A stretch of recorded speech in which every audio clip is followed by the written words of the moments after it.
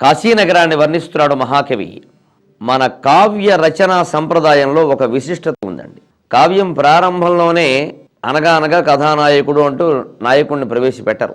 ఆ కథానాయకుడు లేదా నాయిక లేదా కథలో ప్రధాన పాత్ర ఎక్కడ ఉంటున్నారో ఆ నగరాన్ని వర్ణిస్తారు. అది పట్టణమైనా సరే, పల్లెటూరు అయినా సరే, అడివైనా సరే. కాళహస్తి మహాత్మ్యంలో కూడా మీరు గమనించారు. కన్నప్ప కథ చెప్పేటప్పుడు ఉడుమూరు అనేటువంటి కొండ ప్రాంతాన్ని గురించి 30-40 పద్యాలు రాశాడు జూరించటి. ఆ తర్వాతే కన్నప్ప తల్లిదండ్రులు పుట్టుక అన్నీ వస్తాయి. ముందు ఆ నగరాన్ని వర్ణించి ఆ తర్వాత అందుండు ద్వయసద్మ పద్మవదనుండు అన్నట్టుగా ఆముక్తమాల్యదలో కృష్ణదేవరాయలు విష్ణుచిత్తుడిని వర్ణించినట్టుగా వర్ణన చేస్తారు. ఈ సంప్రదాయంలో గొప్పతనం ఏమిటంటే మంచి వాతావరణం ఉంటేనే మంచి మనుషులు తయారవుతారు. ఎన్విరాన్మెంట్ ఈవేళ మనం ఉంటున్నామే, కానీ పరిసరాలు మన చేతుల్లో ఉన్నాయి. అదే మనకి ఇక్కడ కవి చెబుతున్నాడు. పరిసరాలు సున్నితమైనవి, సుకుమారమైనవి, రసమయమైనవి అయితే మనిషి కూడా రసవంతుడే అవుతాడు, రసగ్రహణ పారీనుడే అవుతాడు. అందుకని కాశీనగరంలో ఉండే కోటల్ని వర్ణించాడు, సైన్యాన్ని వర్ణించాడు, అనేక రకాల విషయాలు వర్ణిస్తూ ఈ కాశీనగరంలో ఒక ముఖ్యమైన పాత్రను ప్రవేశపెడుతూ అంతకంటే ముందుగా తెనాలి రామకృష్ణుడు ఒక విచిత్రమైన వాయు స్పరిశని వర్ణిస్తున్నాడు. తెల్లవారకట్ల వీచిన గాలిటది. ఆ గాలి ఎలా ఉందో చెబుతున్నాడు చూడండి. దాన్ని బట్టి అక్కడి వాతావరణం ఎంత రసమయమో, అక్కడి స్త్రీ పురుషులు దంపతులు ఎన్ని రకాల భోగాలలో మునిగి తేలేవారో, ఎంత ఆనందంగా సంసారంలో ఉండేవారో తెలుస్తుంది మనకి. తెల్లవారనొయ్య చనుదించే, తెల్లవారనొయ్య చనుదించే, నితాం తరతాం తతాంతలో చెలువులకింపుగా మెలగా. తెల్లవారనొయ్య చనుదించే, నితాం తరతాం తతాంతలో చెలువలకింపుగా మెలగ. చెక్కుల గోరిన చూర్ణ కుంతళావళి సరళంబుగా జడిసి, చెక్కుల కోరిన చూర్ణ కుంతళావళి సరళంబుగా జడిసి, వాడిన సెజ్జల మీది ప్రావిరుల్, వాడిన సెజ్జల మీది ప్రావిరుల్, తొలగ ప్రభాత వాయువులు వీచెపురిన్ పరిచారికాకృతిన్. తెల్లవారనొయ్య చనుదించి, నితాం తరతాం తతాం తలో చెలువలకింపుగా మెలగ. చెక్కుల గోరిన చూర్ణ కుంతళావళి సరళంబుగా జడిసి, వాడిన సెజ్జల మీది ప్రావిరుల్, తొలగ ప్రభాత వాయువులు తోచెపురిన్ పరిచారికాకృతిన్. ఇది గాలిని వర్ణించడానికి ఉండవలసిన శైలి. ఒక తుఫాను గాలిని వర్ణిస్తే ఆ శైలి వేరండి. మామూలు పిల్లగాలిని వర్ణిస్తే ఎలా ఉంటుంది ఇది నిజంగా పిల్లగాలి. పిల్ల అంటే ఇక్కడ అర్థం ఏదో 16 ఏళ్ల పిల్ల అని కాదు. పిల్ల అంటే సన్నని, చిన్న, కుమారుడు అని అర్థం అనమాట. సమీర కుమారము అంటాం. ఒక పెద్ద గాలి కాకుండా సన్నని గాలి, దాన్ని పిల్లగాలి అంటాం.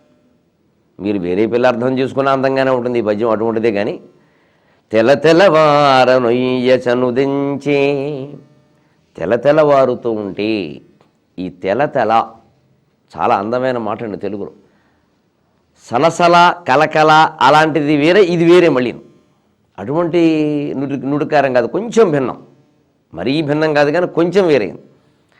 అంటే పూర్తిగా తెల్లవారకుండా తెల్లవారడానికి ముందున్న స్థితి అన్నమాట. అంటే 4:30 ఆ ప్రాంతాల్లో, 5 ఇంకా అవ్వకుండా. 5 అయితే ఇంచుమించు తెల్లవారుతున్నట్టే. ఒయ్య చనుదించే, ఒయ్యన్ అంటే మెల్లగా అంట. మెల్లగా ఆ గాలి మెల్లగానే రావాలి. మరి తెల్లరగట్ట గాలి ఉధృతంగా వచ్చేయకూడదు. అలా వస్తేనే అందంగా ఉంటుంది. ఇది ఆస్వాదించాలంటేనండి ఊరికే అపార్ట్మెంట్లో తలుపులు మూసేసుకుని, ఏసీలు వేసేసుకుని, పొద్దున్న 8ంటికి లేచి ఉంటే ఈ దుర్మార్గులకి ఈ అర్థం కాదు. ఇది ఈ జీవితంలో ఈ ఆనందమే తెలియదు అసలు. ఖచ్చితంగా 4:30కి లేవాలి, మొహం గడిగేసుకోవాలి.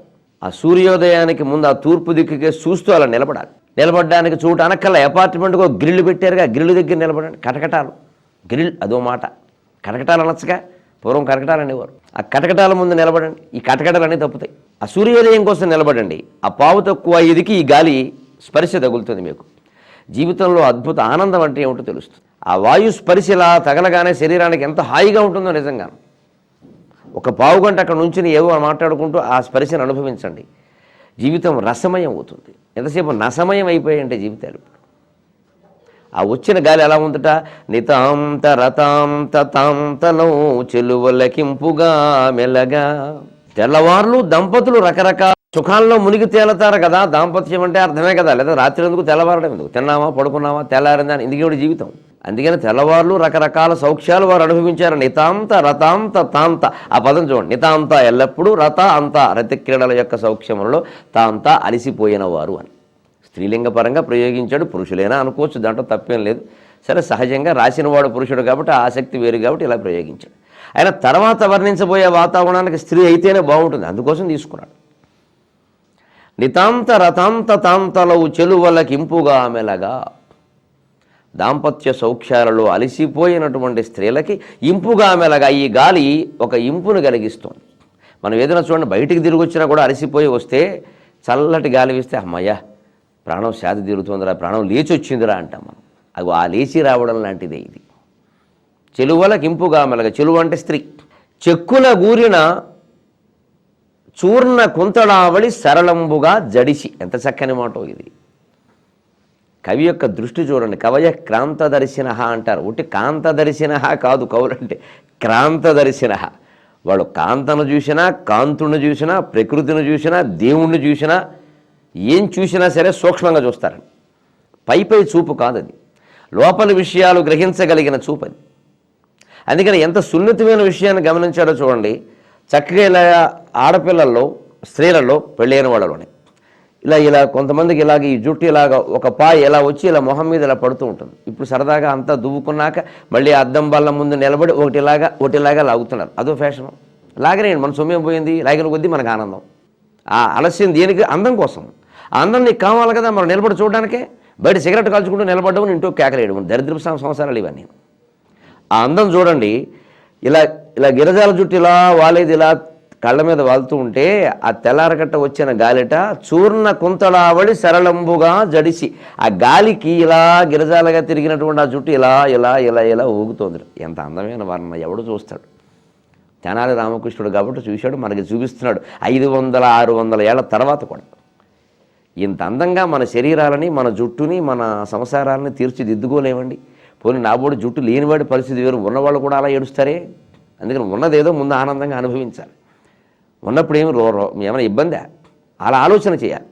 పైగా ఇలా ఊగుతుంటే చూడండి, ఏదో ఒక పందిరికి తీగలు అలా వేలాడుతూ ఉంటే, సహజంగా ఉన్న తీగలు ఆకులు పువ్వులతో ఉన్నవి, అవి గాలికి ఇలా కదులుతూ ఉంటే ఎలా ఉంటాయి? ఇగో ఆడవాళ్ళ జుట్టు కూడా అలాగే ఇలా ఉంటుంది. అటువంటిప్పుడు భర్త చూసి ఎంత బాగుంది, అలా చూస్తుంటే నాకు ఇలా ఉండిపోవాలని ఉంది అంటే అది సంసారం. సంసారం బ్రహ్మాండంగా ఉంటుంది. పిల్లలు బాగుంటారు, ఆరోగ్యంగా ఉంటారు. పిల్లల చదువులు, బాధ్యతలు, వంట పెంట, ఎన్ని బాధ్యతలైనా ఆడవాళ్ళు తేలిగ్గా చేస్తారు. వాళ్ళు ఆశించేది ఈ సున్నితత్వం, ఈ సుకుమారత్వం, ఈ ప్రశంస, ఈ ప్రేమ. అంతేగాని వాళ్ళు కనిపిస్తున్నా మెచ్చుకోకుండా, ఒకవేళ అడిగినా కూడా ఏమిటి రోజు మెచ్చుకోవాలి, ఏమిటి రోజు తింటలా, రోజు చూడాలా, రోజు మెచ్చుకోవాలంతే. రోజు పనిచేసిన దానికి జీతం తీసుకోవట్లా, రోజు జీతం ఇవ్వాలా నిజమేనంటే ఆ రోజు ఎవరా అడగం, అది ఇది అంతే. రోజు మెచ్చుకోవాల్సిందే. అందం కనిపించినప్పుడు మెచ్చుకునే స్వరూపం పురుషులలోనూ స్త్రీలోనూ కూడా ఉండాలి. అందుకోసం ఈ పద్యాలు ఉపయోగిస్తాయి. దయచేసి ఉపయోగించుకోండి. ఈ భావనని మీ భార్యల ముందు, మీ భర్తల ముందు ప్రదర్శించండి, చెప్పండి. అందుకోసం కావ్యాలు వినండి, చదవండి. చూర్ణ కుంతళావళి సరళంబుగా జడుసు. అలా చూర్ణం అంటే ఇక్కడ ఏదో చూర్ణం అయిపోయి అనుకోకండి. పొగాకు చూర్ణంలో చూర్ణం కాదు ఇది. ఇక్కడ చూర్ణ అంటే లేత అని అర్థం అనమాట. అంటే లేత వెంట్రుకలు. అంటే గాలి కొంచెం ఉంటే చాలు, ఎలా కదులుతాయి. ఆ కొంచెపు గాలికి కదిలే కొంచెపు వెంట్రుకలే అందంగా ఉంటాయి. ఇంత జడల బెర్ర వెంట్రుకల్లా ఉండి దాన్ని గెంటి దిగే వెనక్కి గెంటియడం, నూనె కూడా రాసుకోకుండా అవి అందంగా ఉండవండి. నూనె రాయాలి. ఆ నూనెకి నిగనిగనిగా మెరుస్తాయి ఇవి. అప్పుడు గాలికి కదులుతుంటే చాలా అందంగా ఉంటాయి. సరళంబుగా చూడండి. సరళం అంటే చాలా తేలిక, సరళ అంటారు. సరళములు పరుషములు అక్షరాలు. కచడ తప్పలు పరుషములు, గజడ దెబ్బలు సరళములు. సరళం అంటే తేలిగ్గా పలుకుబడేవి. అంచేది ఈ వెంట్రుకలు కూడా చాలా సరళంగా తేలిగ్గా ఉన్నాయి. వాడిన సెజ్జల మీది ప్రావిరులు తొలగ ప్రభాత వాయువులు తోచే. అంతేకాదుట ఆ ప్రభాత వాయువులు ఇలా అంటే ఆ అమ్మాయిలు కొంచెం ఇలా, ఆ స్త్రీలు ఇలా తప్పుకున్నారు. ఆ గాలి ఆస్వాదిస్తూనే అనుభవిస్తూనే కొంచెం ఇలా పక్కకి జరిగారు. ఆ గాలి ఇలా లోపలికి వెళ్ళిందండి. వాడికి ఇంకేం సేవ చేసి చూడండి. వాళ్ళు పడుకుని లేచిన మంచాల మీద పువ్వులు అలా రాలిపడి ఉన్నాయి. దంపతులు పడుకున్నటువంటి శయ్య మీద పువ్వులు ఉండాలి. ఆ వాడిన సజ్జల మీద ప్రావురులు, సజ్జల మీద ప్రావురులు అంటే సజ్జలు వాడినవి కాదు, ప్రావిరులు వాడినవి. నిన్నటి పుష్పాలు ఉన్నాయే అవి వాడినవి, అవి వాడిపోయాయి కదా, మన తెల్లారివారులు అలా ఉంటాయా? అందుకని వాడిన సజ్జల మీది ప్రావిరులు తొలగా, అవి నెమ్మదిగా చూడండి. ఆ పువ్వులు కూడా చాలా సున్నితంగా ఉండే, అందుకని ఆ గాలి ఇలా వచ్చేసరికి ఆ పువ్వులు ఇలా జరుగుతున్నాయట. ప్రభాత వాయువులు తోచే. ఇంతకీ అసలు విషయం ఇక్కడ చెబుతున్నాడు. పురిన్ పరిచారికా కృతిన్. నిజానికి రాజమందిరాల్లో లేదా జమీందారుల ఇళ్లలో దంపతులు పడుకుని లేచాక ఆ గదిని ఊడ్చేవాళ్ళు, ఆ గదిని శుభ్రం చేసేవాళ్ళు, ఆ మంచం మీద పువ్వులు తీసేవాళ్ళు ఎవరండి? వాళ్ళు తీయరు, పరిచారికలు చేస్తారు ఆ పని. పైగా రాజమందిరాల్లో రాజాంతఃపురాల్లో ఏం జరుగుతుందో తెనాలి రామకృష్ణుడికి బాగా తెలుసు. ఆయన చూసినవాడు, ఆయన కూడా రాజభోగాలు అనుభవించిన వాడే, విరుగురు వేదాద్రి మంత్రి యొక్క అపారమైన ప్రేమ వల్ల. అందుకని పరిచారికలు పొద్దున్న వచ్చి ఈ పువ్వులు తీసేస్తారు. అందుకని ఆ పరిచారిక చేసే పనిని ఇక్కడ గాలి చేసేసేదట. పాపం పరిచారికల గదిలోకి వచ్చేసరికి అయ్యో ఇప్పటికే పూలన్నీ ఇలా కిందకి వెళ్ళిపోయినాయి, మంచం మీద జరిగి ఏమొచ్చింది, గాలి వచ్చిందాం, గాలి మనకి సేవ చేసింది అంటే. ఒక పరిచారికని పొద్దున్నే తెల్లారకట్ట వీచిన గాలితో పోలుస్తున్నాడు. ఒకసారి ఆలోచించండి. ఎక్కడైనా మన సమాజంలో ఈ కింది వాళ్ళు, పై వాళ్ళు, సేవకులు, యజమానులు అనే భేదం ఉందా? సౌఖ్యాన్ని అనుభవించిన యజమానుల గురించి ఆనందంగా చెప్పాడు. పరిచారికల గురించి వాళ్ళని తెల్లారకట్ట వీచేటువంటి స్వచ్ఛమైన సున్నితమైన పిల్లగాలితో పోల్చి చాలా అందంగా చెబుతున్నాడు. అసలు ఈ అన్నిటికీ కారణమైనటువంటి గాలిని మహత్తరమైన శక్తిగా వర్ణిస్తున్నాడు. ఒక గాలికి, ఒక పరిచారకి, ఒక యజమానురాలికి, ఒక యజమానికి, వాళ్ళు పడుకున్నటువంటి శయ్యకి, అందు మీద పడిన పువ్వులకి ఎక్కడైనా భేదం ఉందా? ఇదే అద్వైతం. సృష్టిలో ప్రతి వస్తువులోనూ సౌందర్యాన్ని చూడగలగడమే అద్వైతం. ఇక్కడ తాను పరిచారిక, తాను కులం, తాను గాలి, దానికి ఏమీ కులం లేదు, మతం లేదు, అదో పదార్థం. వీడు యజమాని, వీడికి డబ్బు ఉంది, ఆవిడ యజమానురాలు, వీడు భార్య భార్య, ఇవన్నీ ఉండవండి. సృష్టి సమస్తం ఒకే భగవత్ శక్తిగా ఉంటుంది. ఆ శక్తి నుండి ఆ సౌందర్య లహరి నిండిపోయి ఉంటుంది. ఆ సౌందర్యాన్ని మనం ఆస్వాదించడమే. తెల్ల తెల్లవారనొయ్యచనుదించే నితాంతరతాం తతాంతలో చెలువలకింపుగా మెల్లగా చెక్కుల గూరిన చూర్ణ కుంతళావళి సరళంబుగా జడిసి వాడిన సెజ్జల మీది ప్రావిరుల్ తొల్లగా ప్రభాత వాయువులు వీచెపురిన్ పరిచారికా కృతిన్. వీచెపురిన్ పరిచారికా కృతిన్. ఈ చదివేటప్పుడు వీచెపురిన్ పరిచారికా కృతిన్. చంపకమాల అందుకే ఎన్నుకున్నాడు ఆయన.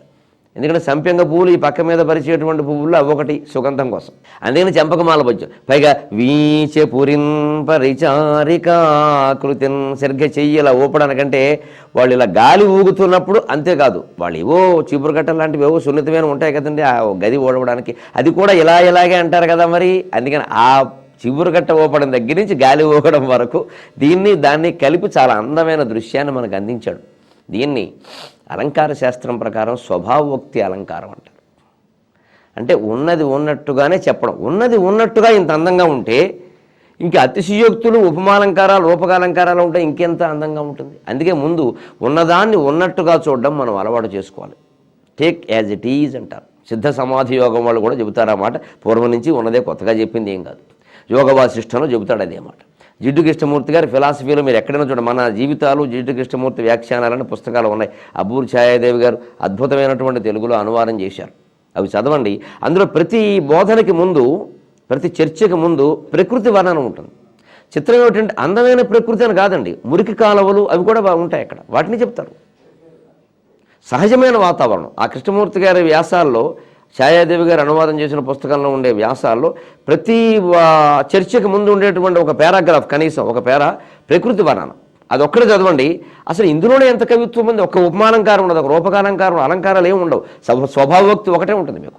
అసలు ఆ పేరాలోంచి బయటికి వెళ్ళలేమండి. ప్రకృతి ఎంత అందమైందా? మురికాలములు కూడా ఇంత సహజంగా, ఇంత విచిత్రంగా ఉంటాయా? మనం ఏమిటో అసహించుకుంటున్నామే, అన్నింటినీ అసహించుకుంటున్నామే. ఆ అసహ్యం అనేది అసలు మనస్సులోంచి పోవాలి. లావుగా ఉన్నా సరే, సన్నగా ఉన్నా సరే, నల్లగా ఉన్నా సరే, ఎర్రగా ఉన్నా సరే, మొహం మీద పొక్కులు ఉన్నా సరే, మొటిమలు ఉన్నా సరే, జుట్టు ఉన్నా సరే, ఊడినా సరే, తెల్లదైనా సరే, నల్లదైనా సరే, భార్యను భర్త, భర్తని భార్య ప్రేమించగలగాలి. ఆ ప్రేమలో ఉంటుంది తప్ప సౌందర్యం అనేది ఈ శరీరాకారంలో ఉండదు. ఈ రహస్యాన్ని గ్రహించడం కోసం ఈ పద్యం చెబుతున్నాడు. ఇంత అందమైనటువంటి నగరం కాశీనగరం. అంటే కాశీ అనగానే మనకెంతసేపు మహాశ్మశానం, శివుడు, వైరాగ్యం, గంగా స్నానం ఇవే అనుకుంటాం. అది పోగొట్టడానికే తెలంగాణ రామకృష్ణుడు ఇంత వర్ణం చేశారు. భోగానికి మహాయోగానికి కూడా కాశీ ప్రసిద్ధి. ఎందుకని? పార్వతీ పరమేశ్వరులు ఒకరు భోగానికి ఒకరు యోగానికి ప్రసిద్ధులు. పార్వతీదేవి భోగానికి ప్రసిద్ధురాలు, పరమేశ్వరుడు యోగానికి ప్రసిద్ధుడు. భోగము యోగము, యోగము నుంచి భోగానికి, భోగము నుంచి యోగానికి వెళ్ళడమే భారతీయ సంస్కృతి. ఎన్ని భోగాలు నువ్వు అనుభవించినా చివరికి యోగిగా మారవలసింది. అంచేత ఆ యోగిత్వాన్ని భోగం అనుభవించే దశలోనే ముందు అన్వయించుకుంటే హాయిగా ఉండగలుగుతావు, ఇప్పుడు అప్పుడు కూడా. తోచెపురిన్ పరిచారికాకృతిన్, ఇంత అందమైన ప్రశాంత రమణీయమైన నిశాంత రమణీయమైన వాతావరణం కలిగిన కాశీనగరంలో ఒక ముఖ్యమైన పాత్రను ప్రవేశపెట్టడం కాదు, నిజానికి అక్కడ ఉన్నటువంటి పాత్ర. ఆ నగరాన్ని, అక్కడ ఉన్న విశ్వేశ్వరుణ్ణి, విశాలాక్షీదేవిని సేవిస్తూ అగస్త్య మహర్షి లోపాముద్రాదేవితో సహా నివాసం ఉంటున్నాడు. ఆయనకు ఆ కాశీనగరం అంటే పిచ్చి ప్రేమ, వదిలిపెట్టలేడు అసలు. ఆ డుంఠి వినాయకుడన్నా, అక్కడ కుమారస్వామి అన్నా, అక్కడ అందరూ అక్కడ ఉండేటువంటి ప్రతి విగ్రహం, ఆ నదిలో ఉండే గంగా నదిలో ఉండే ప్రతి బొట్టు ఆయనకు చాలా ఇష్టం. ఆయన అక్కడే ఉంటాడు, అక్కడే సంచరిస్తూ ఉంటాడు. ఆయన ఎలా ఉంటాడయ్యా అక్కడ? ఆనందమున అర్ధరాత్రమున చంద్రాలోకముల్గాయగా నానా సైకత వేదికా స్థలములన్ నల్దిక్కులన్ శంభు కాశీనాథున్ తరుణేందు శేఖరు శివున్ శంభు కాశీనాథున్ తరుణేందు శేఖరు శివున్ శ్రీకంఠునిన్ బాడుచున్ మేనెల్లన్ పులకాంకుర ప్రకరముల్ నిండారమేటిలో. ఎక్కడదండి ఈ పద్యం? సాహిత్యవేత్తలు, పండితులకు స్ఫురించి ఉంటుంది. వారు ఔరా అంటారు ఈ పాటికే. భీమఖండంలో పద్యం ఇది, శ్రీనాథుని భీమఖండంలో పద్యం ఇది.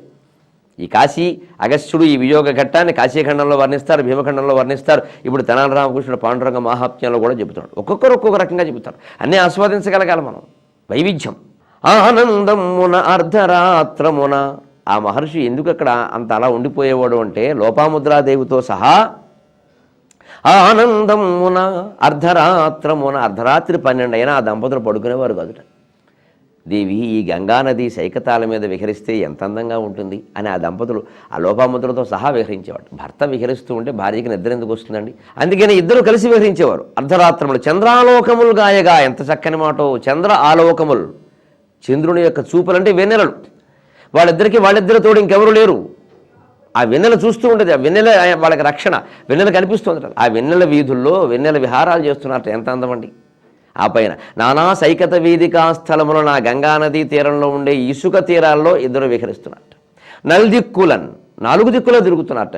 పైగా ఎటు చూసినా సరే శంభు కాశీనాథున్ తరుణేందు శేఖరు శివున్ శ్రీకంఠునిన్, ఇన్ని రకాల విశేషణాలంటే అంత తన్మయత్వంతో పాడుతున్నారు వాళ్ళు శివుని గురించి, పార్వతీదేవిని గురించి. పాడుచున్ మేనెల్లన్ పులకాంకుర ప్రకరములు నిండారు. అలా పాడుతూ ఉంటే ఈ శరీరం మీద వెంట్రుకలు నిక్కబడుచుకుంటున్నాడు. రోమాంచం అంటారు, తనువు పొటమరించడం అంటారు. అది జరుగుతుందట. అలాగా ఆ రోమాంచం జరుగుతూ ఉండగా, ఆనందిస్తూ ఉండగా, మిన్నేటిలో ఆకాశగంగా ప్రవాహం లాంటి ఆ కాశీగంగలో మేము స్నానం చేస్తూ ఆ సైకత వేదికల్లో తిరుగుతూ ఉంటే ఎంత ఆనందంగా ఉందయ్యా అని అగస్త్యుడే ఇంకొకరితో చెబుతాడు ఆ విషయం. ఇది అగస్త్యుని యొక్క స్థితి.